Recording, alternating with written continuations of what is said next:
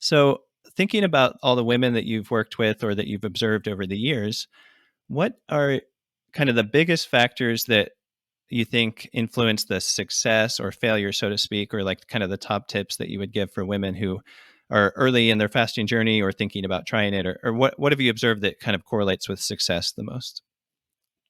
Currently, I would say it's we have a huge focus currently on working on healthier habits, behavior, mindset, paradigm shifting. So we work. One of our coaches, and a big part of our program is a behavioral psychologist. So I think that we've come into this amazing sort of community setting where working on that aspect of things has been very, very helpful, because at this point, people have a lot of information.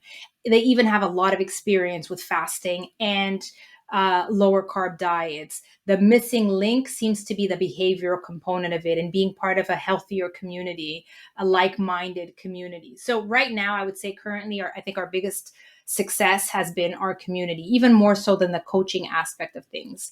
The coaching has been there for a very long time, and one-on-one coaching is very useful in teaching people and explaining people the how-to method.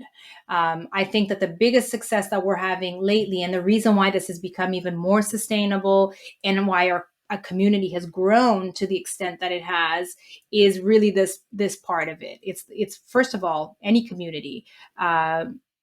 We all need to be part of a community. And so virtually being able to create this community, this safe space, this very supportive, informative space, that has been, I think the one of the most successful pieces to this.